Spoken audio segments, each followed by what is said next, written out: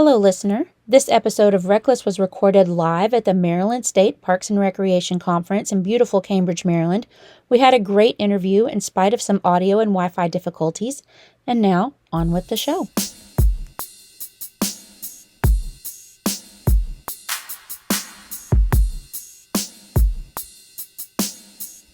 Welcome to Season 2 of RecLess, the podcast making you smarter and more knowledgeable about the field of parks and recreation. Join hosts Shane Mize, Jay Tryon, and Tom Venniro, three career-long friends from around the country as they dive into the world of parks and recreation with a surprise guest each episode. Laughs, leadership, life. This is RecLess. Welcome to RecLess, a podcast where we focus on all things about park and recreation, educating the public on what we do and why it's important, and hopefully strengthening our field and professionals around the country.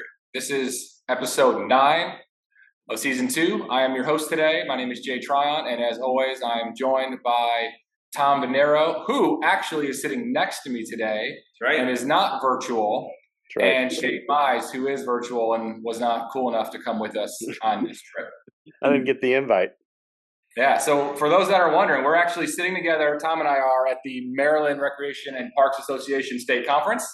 It's day 3. We presented together yesterday. There's another session that we're doing individually this afternoon, but we were fortunate to come to this, and we are trying to wrangle Shane into the next one. So we'll be hopefully doing this again sometime soon where the three of us can all come together and present more than just one time a year at the NRPA conference. Yeah, we are in the beautiful Cambridge, Maryland at the Hyatt. It's a great spot. Oh, Hyatt. That's Jay's favorite. It is. I'm a Hyatt fanatic, so it's been fun. But so as we're here, I was thinking about this state conference, and obviously we've gone to our own state conferences on a regular basis. I try to hit a couple others if I can, occasionally.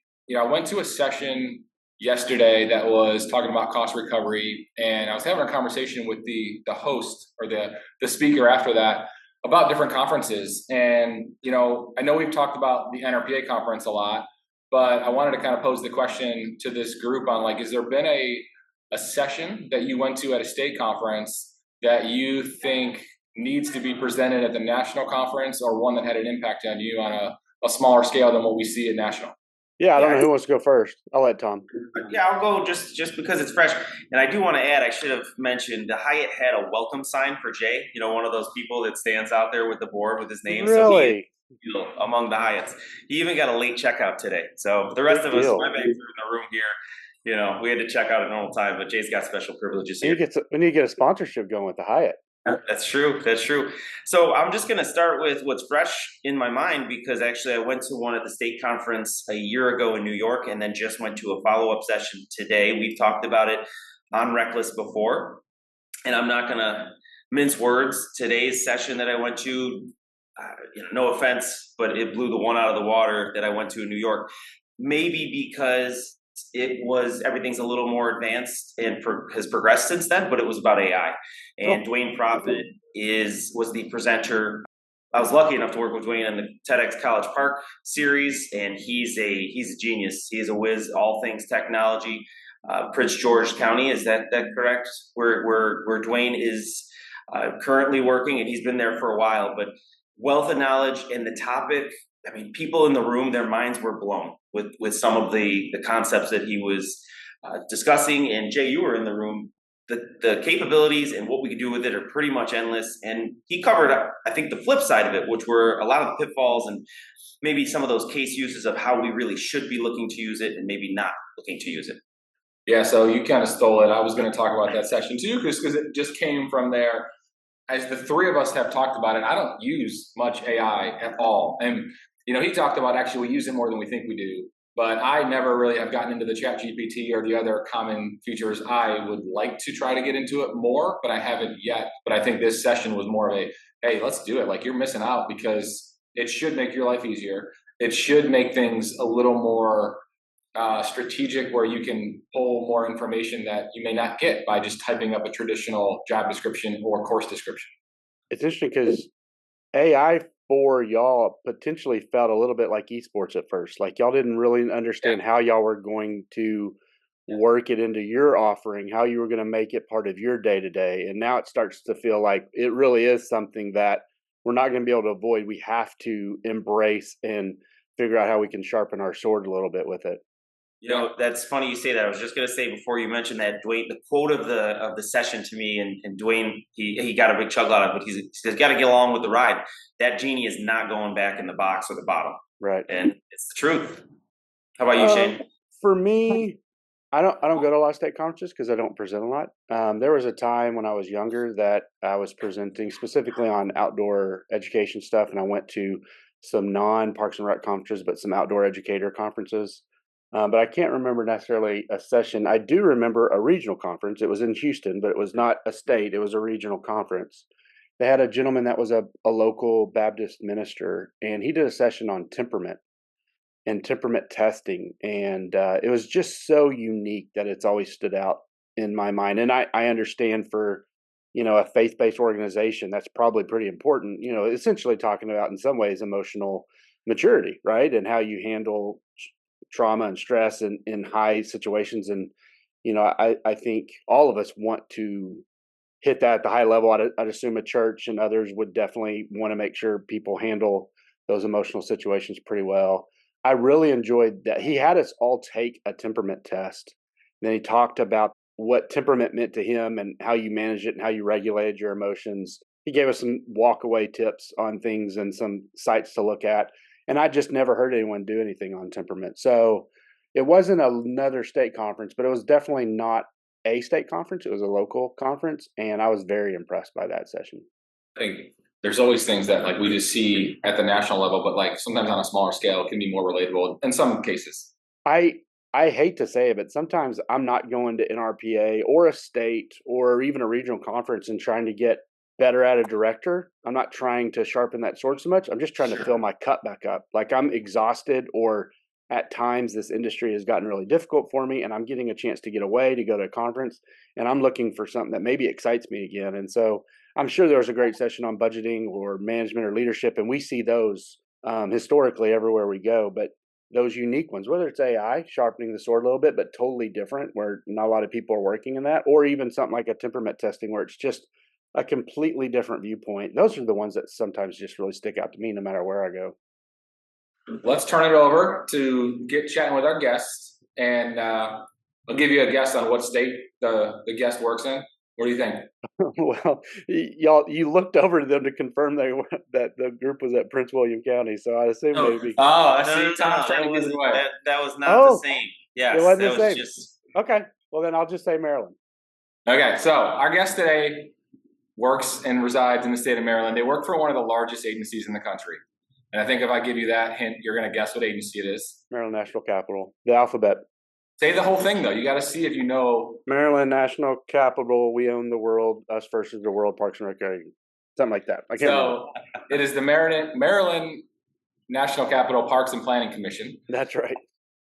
And they are the therapeutic recreation program manager for them, which I've heard prior to meeting this individual. So I literally just met this person in person about 10 minutes ago, but we were talking yesterday via text and over the phone. But I've heard from multiple people that this is one of the brightest people in the country when it comes to therapeutic recreation. They're leading one of the best, if not the best, therapeutic recreation department in the country. So I'm very excited for this conversation. And with that, I will turn it over to introduce Mary Bowie from Maryland National Capital Parks Planning Commission. Hello. How are you doing?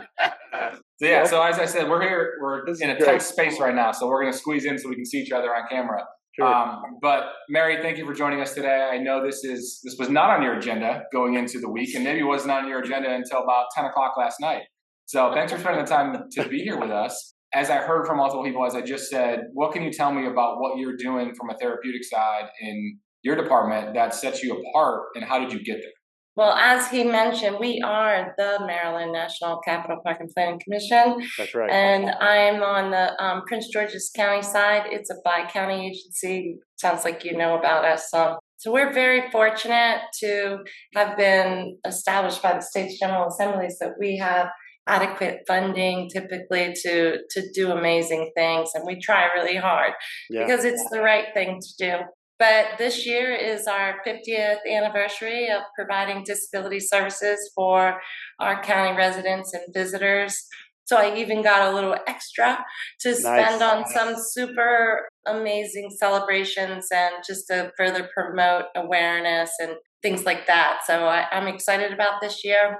We have probably the largest staff complement, I believe, of therapeutic recreation professionals under my disability services team.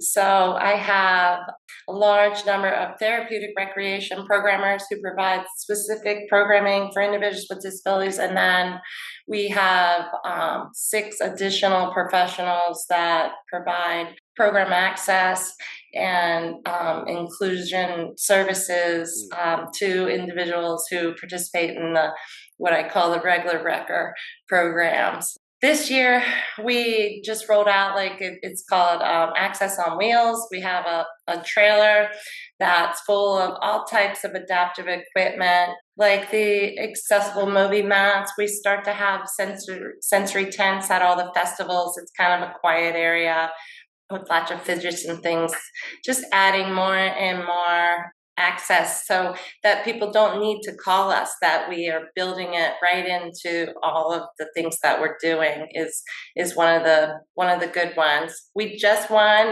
the Innovative Program Award for our Choices program, which that's probably this year one of our big highlights. And that program is for self-direction. In the state, they had determined that individuals shouldn't be what used to be called housed during the day at Melwood or ARC or some of the other larger agencies, that the individuals needed to be in the community.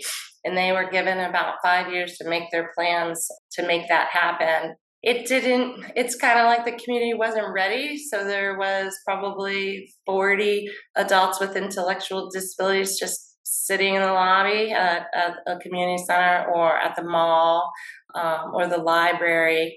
And it really wasn't what it was intended to be. So we launched, it's 5 days a week. It runs from 10 to 2 all over the county, and it's called the Choices program. And most of the activities are free. So they come on this day and they'll do gardening, or they come to the next day and they're cooking or bike riding. And that's the other thing. We just launched the kick bike trailer. So that program is really addressing the community's needs, and it gives those service providers or of the day programs, a full calendar of, you can go any of these places, and most of them are free. So it's actual life-changing quality recreation instead of just having a squat on the couch in the center and counting that as being out recreating today. It sounds like a really robust program that y'all offer, which is great. And I love that you mentioned quality of life. I think that's what we're all doing it for. We had Tracy Crawford on here just a couple episodes ago. I think hers is releasing soon, or maybe recently released. Yeah, it has. She is a dear friend of mine. Awesome. It was a great conversation. And one of the things I asked her, I'd like to ask you as well, 20, 30, 40 years ago, some of the quote unquote disabilities, like, autism or whatever, that projected like Rain Man. That was everyone's interaction with what an autistic person was. And now there are people claiming to be on the scale. There are people self-diagnosing themselves on the scale. And you see, there are people like Elon Musk, there are CEOs that probably have some sort of spectrum that they're on. And so how has the evolution of the acceptance of, and the, maybe the more widespread understanding of some of these quote unquote disabilities, how has that affected y'all's programming? Well, that's a really great question. And I actually have my autism acceptance shirt on today. I see it. Yeah, that's cool. Because April is Autism Awareness Month. So, awesome. It's really been by leaps and bounds. Like 20 years ago, it might have been 1 in 400 or something, and then I went to 1 in 88, and I mean, it was. I used to, I guess it's not really joking, but I'm like, gosh, that is just insane. You have less chance of coming out with red hair than autism these days, and it's frightening to young families and things, and especially when you have a baby that's 5 fingers and 10 toes. They turn 3 and everything changes, but I guess our programming has changed. We've expanded our offerings. We just had our annual 5K walk run for autism awareness was last Saturday. So it was a glow walk where it wasn't timed. So it's a walk for everyone or a run.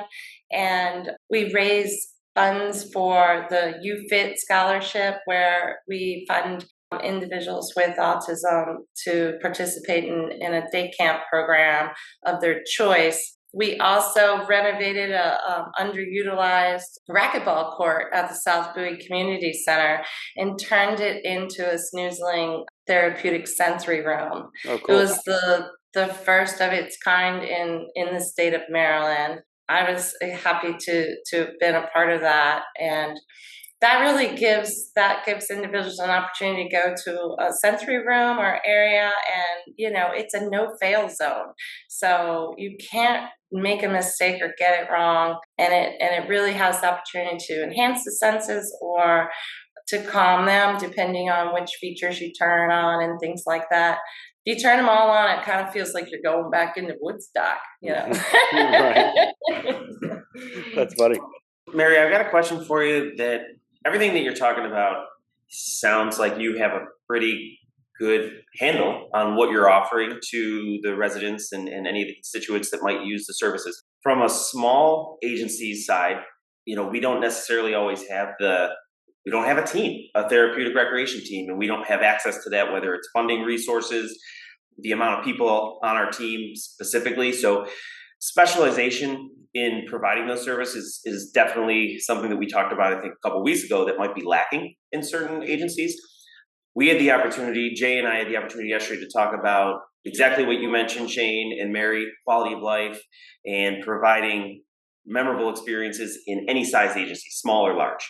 And Jay shared an amazing story yesterday that was about a splash pad, and how they had provided this individual with what looked like a PVC constructed wheelchair that was safe to go inside of a splash pad, as opposed to they'd always been in an electronic wheelchair, and they weren't able to experience that stimulation of water. And the child loved water. The picture tells 1,000 stories, right? The smile on that individual's face. And so just showing or doing little things that are inviting to people. What advice would you have to a smaller agency that doesn't necessarily have the resources to get started in really just making sure we're offering or being accepting to those who have any kind of a need that we may not be able to provide or fulfill at this time?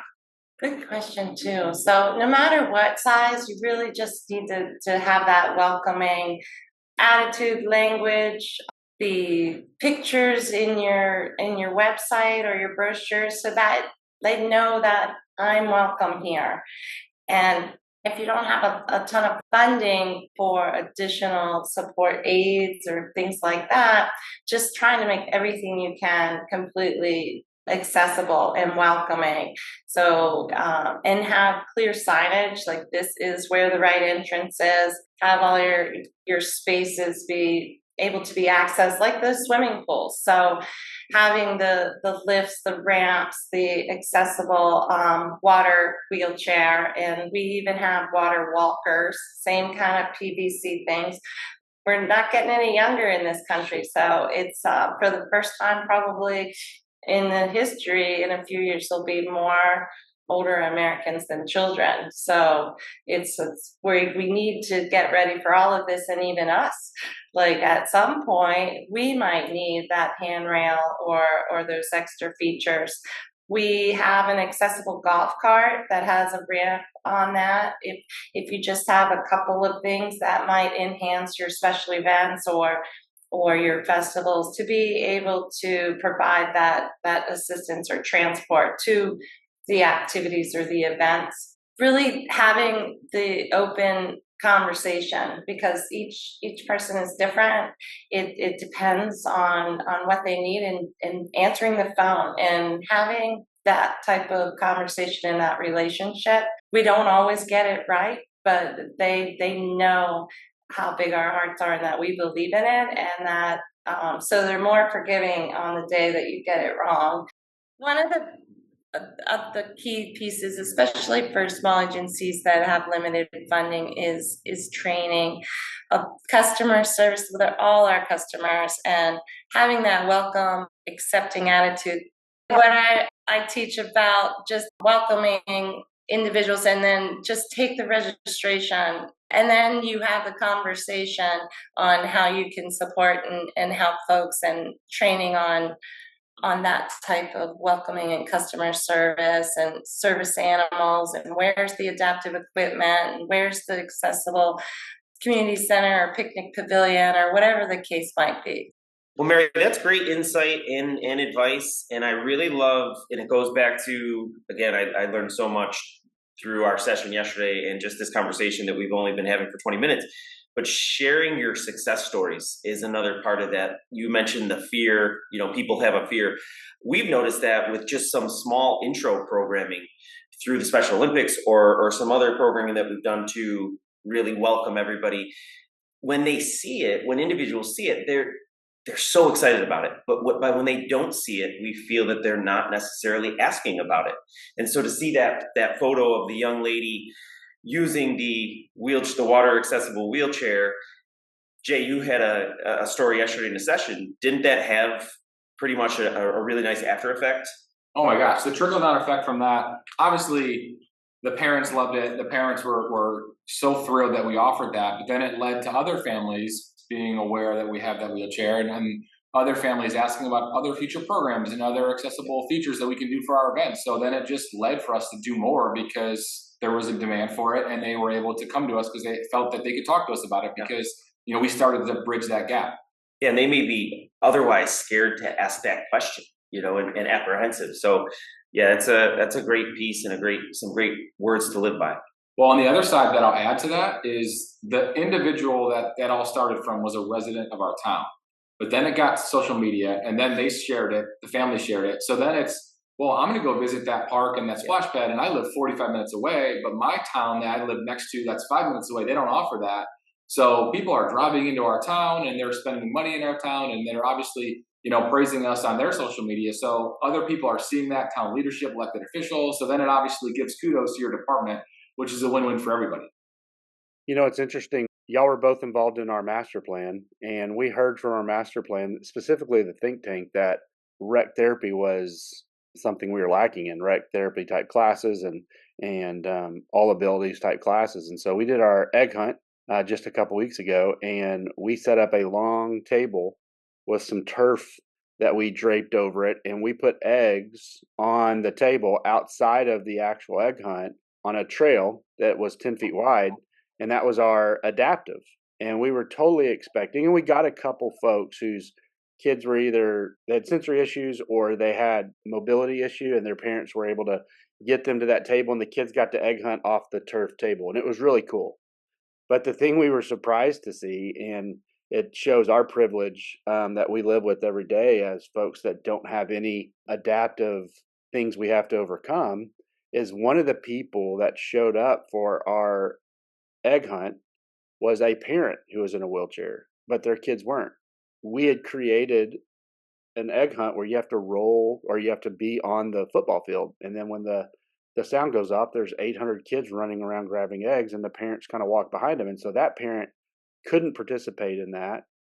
So they couldn't enjoy seeing their kids egg hunt. And so they took their child to that table. So they got to experience up close what it was like to watch their kid hunt for these eggs on this turf table. And so, our whole time we thought, well, it'd be adaptive for the kid. Well, this one was adaptive for the parent. So it just goes to show you when you're doing programming, the impact that you don't even think you might have, and it truly impacts the program in a way that you weren't expecting. It was very, in some ways sobering, because we saw someone in a wheelchair over there, and we're like, oh, that's kind of like a larger kid, must be egg hunting. And when they came back, the folks that are working the adoption side said, no, that was a parent. They had brought their young child, and they've never been able to egg hunt with them at our event. And I was like, oh, wow.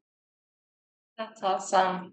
That's what they should think about too when they're building playgrounds. And technically, they don't require ramps and things like that. They'll have transfer stations, but at least in our area, we see a lot of grandparents that are the primary care providers, and you have little kids that are running on the playground or the equipment, and you can't get them or help them.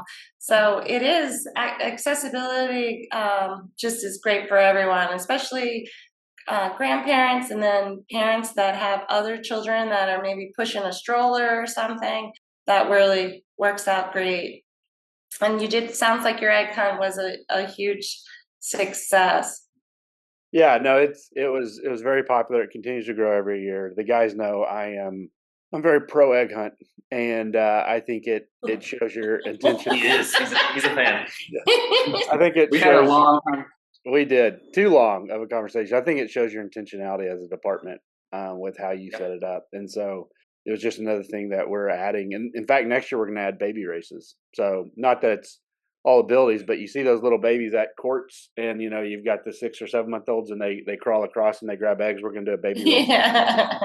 We're excited That's about cool. continuing to add. Mary, I got a question for you, and it's not something I asked Tracy. I probably should have, because it's something that we're facing in our industry. And Jay and Tom and I have talked about the declining offerings for recreation education at the university level. There are less and less parks and rec degrees than there used to be. And that has been okay for our industry, because they come to us from physical education, they come to us from even MBAs and other things, and they decide to be park and rec professionals. And there's a lot of application, no matter whether it's journalism or physical education or even an MBA, that can be applied in some way or another into parks and rec.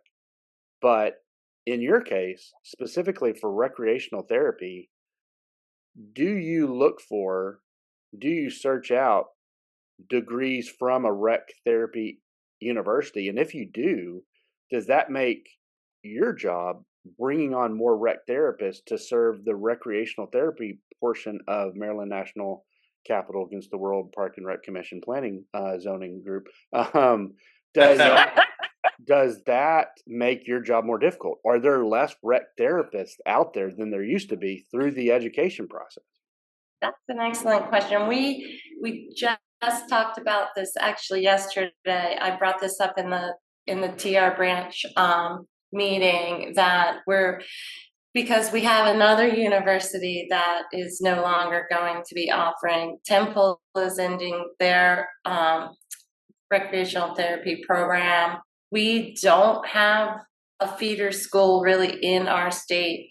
So Shepherd College is in West Virginia. It's not too far. And then York College in Pennsylvania, that's kind of above Baltimore. But it's devastating because the pool of qualified candidates is so small that really have the certified therapeutic recreation specialist credentials, which we're looking for.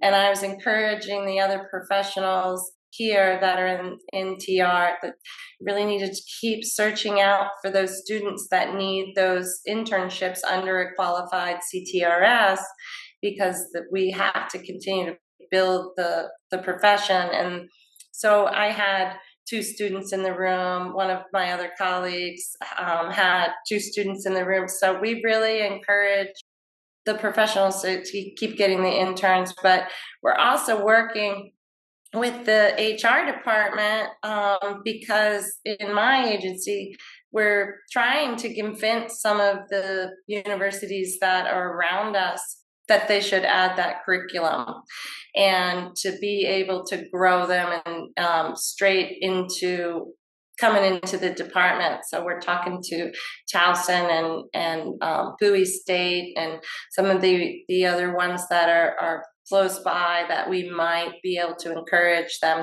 to bring back or to start a program. When the University of Maryland's program ended many years ago, it really has been a difficult time trying to find excellent programmers in recreation and leisure administration, and therapeutic recreation especially. So that's our biggest challenge right now, I think, is finding the educational programs that are able to produce these qualified professionals. Jay and Tom, we haven't so much talked about that. I mean, I think we know that our industry is losing Parks and Rec education professionals, and we understand that we can teach those people. They can come in, and as long as they have a passion for it, we can teach them that. But passion alone isn't enough for Mary and her team. They have to have some sort of cert. They have to have some sort of maybe internship or some experience in that program. They can't just hire someone that used to be a elementary teacher, like we can bring them on and build them up. And I don't know, we haven't thought about that, but when you lose your Parks and Rec education program, a lot of those schools also lose their rec therapy certs that go with it. And that is maybe more devastating to our industry than we have originally considered. Well, I think the timing of it is so devastating because I'll just give the example. When I was with Mecklenburg County, when you register for a program, there's a prompt every program, regardless of what it is. We ask, do you need a modification? And I can tell you just from like the last 10 years, that number of people that are clicking yes, it has skyrocketed. So seeing that, and I don't know the exact number, but like say last year there was say 3,000 people that said yes, but 6 years ago there was like 300. Right. So if we're seeing more modification requests from the public, but there's less people pursuing that major, getting a degree in that, like that's going to be a major problem in the near future. And I kind of like pose the question for Mary, what resources can we provide maybe staff that are not certified in that want more training to be more comfortable with? A lot of that comes down to just like making more programs inclusive and like the inclusion side of it. But what can we do if we are not getting those folks that can come from a therapeutic background to be able to feel comfortable to make decisions in those programs?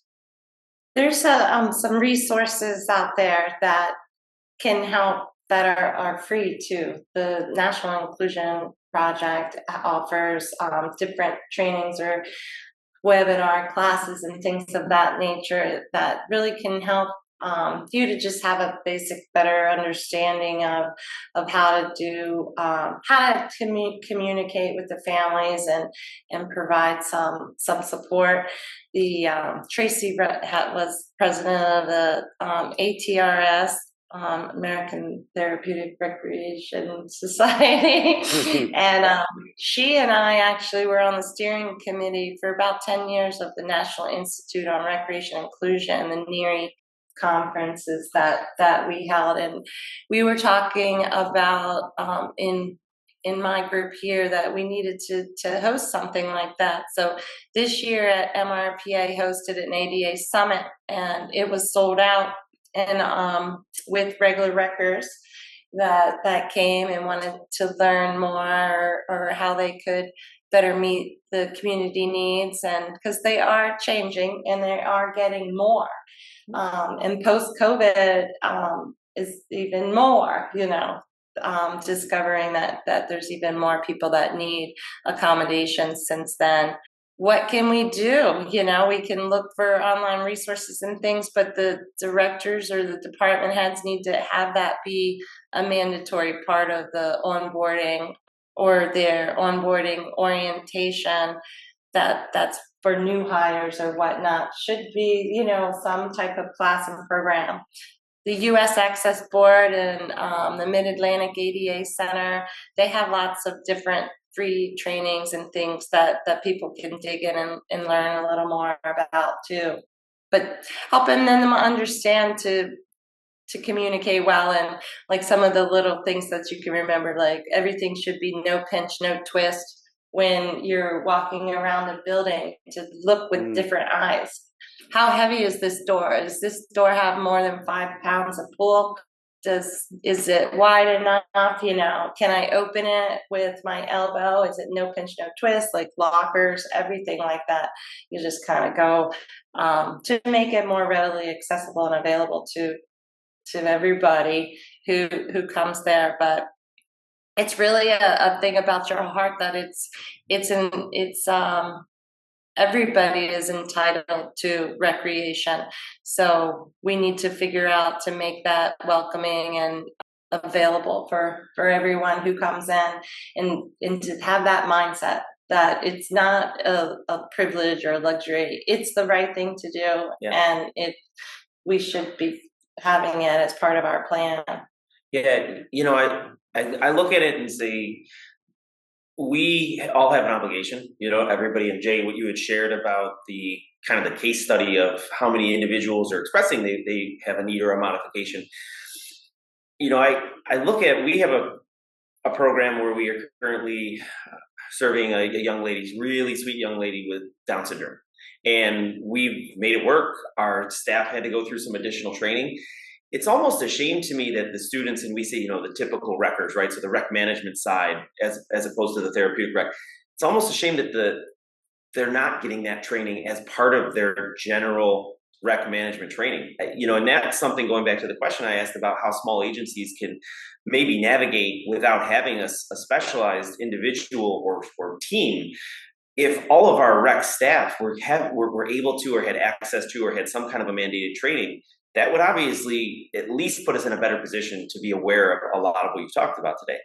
Do you see at any point with what we're seeing in you know, enrollment or programs getting cut, the CTRS going away? I mean, is there whereas the agencies can just provide that training, and or do you think that's going to be here forever, the actual certification? And I'm not saying it's bad or good one way or another, but I would like to see some of our staff taking some of the courses and having the training that some of the CTRS go through because they need the certification.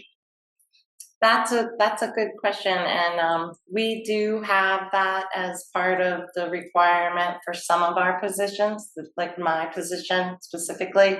And I had looked up to see where could somebody who doesn't hold those credentials find that, and there's a couple of schools, but it looked like it would take about a year to get those other classes. So the more specialized anatomy and physiology, and the different with the disability characteristics and the adaptations, and it's really, you know, the sociology and psychology pieces. But there's list of classes that they need to have. I think if they have that subject matter, then, you know, that's something that you could teach, hopefully, and that we could bring on more people. It's difficult to find certified folks. It's terribly difficult. At the same time, you want somebody that has the right skills to be able to doing the full-blown services and things of that nature.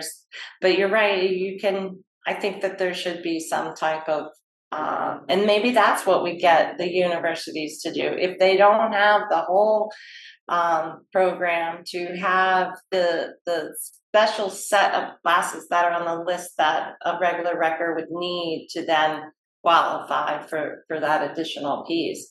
And they're coming out, they have a ADA coordinators certification that is relatively new, maybe 7 years new.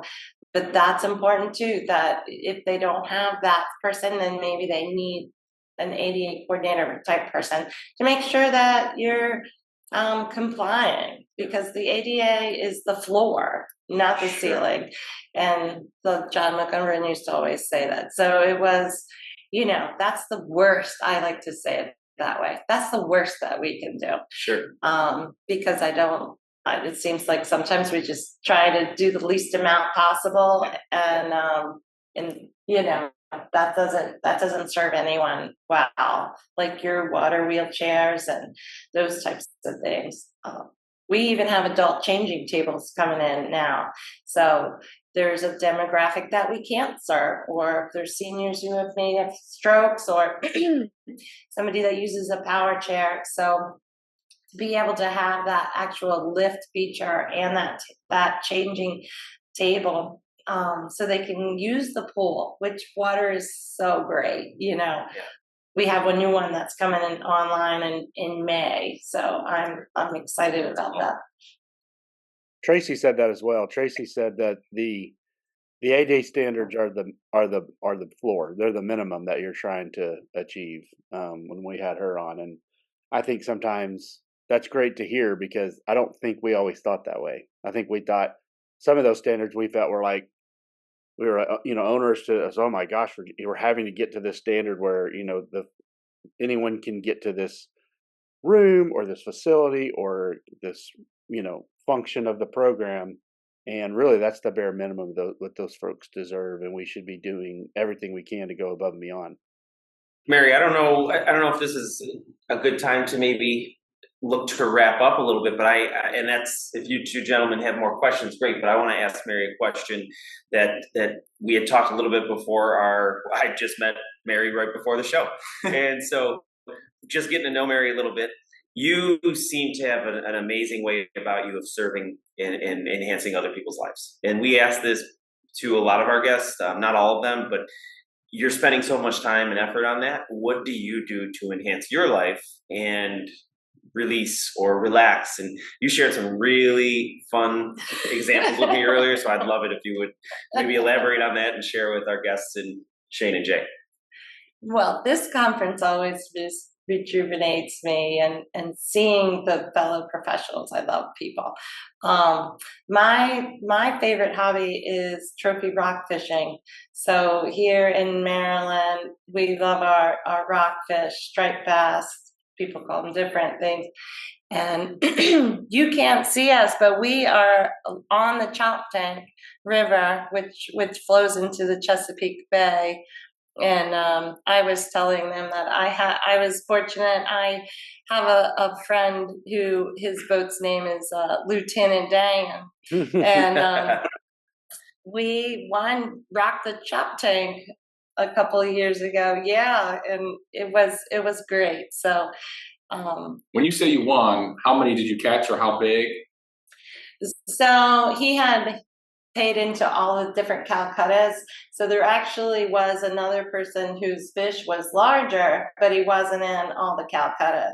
So meaning the smaller contest. So we had the most fish, and I had the largest one for female. Female always helps you to win too. So that's why I'm like, oh God. But he got, I think it was like $18,000, one of those giant checks, and I'll have to show you. It's like a Happy Gilmore check. Yes. So it was a lot of fun. We love our crabs and our rockfish, and Maryland. We're all about it. Old Bay. We love our flag. It's a very recognizable flag for sure. First of all, Johnny O, this is our second fishing connection in our RecLess history, right? That's so Johnny right. O Skinner and Mary have a big fishing passion. Is there anywhere we can go at, let's say, roughly 3:00 to get some crabs? You'll have to go the biggest crabs. Like literally, usually you can eat like 25. You can eat 2 of these. Okay. It's Cantlers. Antlers? Mm-hmm. We'll get the information after the show. So you gotta go to I mean, they're huge and Cool. Okay. Another follow-up question that's not therapeutic related that we've asked to several guests, and I think Shane always usually asks this question, but I'm gonna steal it from him today. If therapeutic recreation was not a career, you had to go somewhere completely different, what would have been your career move that you would have gone for? Well, I thought initially I wanted to be a social worker. So I have the first, my undergrad things were in that, and we're gonna fix, help with homelessness and all that stuff. And boy, I'm more empathetic than I thought. So I got into that, and they were like, "Oh no, you're gonna be burned out like in like 6 months." Like don't like to, it's the house is full, so you have to send them away. I'm devastated. Sure. So I had went to the college, your professor, and she said, we did all these tests and said, you should be in therapeutic recreation. You can really use all your helping and skills, but in a fun, way. And it really helped me to find my niche. If you looked at my school days book that we all used to have, my kindergarten and first grade were that I wanted to be a cowgirl and then I wanted to be a gym teacher. So I think my next career will be in therapeutic riding to do some of that. We'll put the horse on the gym teacher and the TR all in the one. There you go. Love it. Mary, I appreciate the time you have spent with us today. It's such a pleasure to meet new folks and hear the passion they have and the impact they have in their community. And I definitely have some takeaways that I know I will take in from this conversation. I'm sure others will as well. And just thank you for being here with us. Thanks, you guys. Thank you. We appreciate it. Thank you. Thanks, Bye. Mary. That was awesome, guys. Yeah, that was a lot of fun. And as I said to Tom this morning when we were talking about it, I'm like, listen, I don't know where we'll go with it because we don't know Mary very well. But, I knew the overall theme was going to be therapeutic related, which I think everyone in some capacity has to relate to that because of, like I said, we're seeing a increase in demand for it. Not all of our departments may have the staff for it, but we need to look into the resources that we can to provide as much as we can.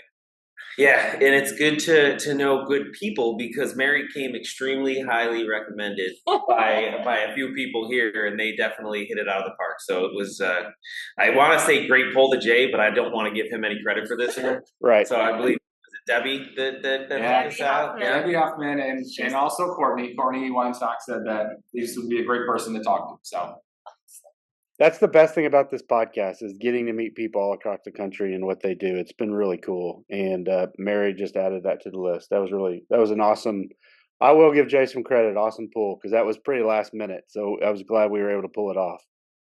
Very last minute. I usually do a lot more prep and looking at someone's resume so I can pull some, at least from the guessing's perspective. But, we figured, Shane, that with Tom and I being here together, that you would assume that person's from Maryland. So that would take that information and make it a little easier than normal.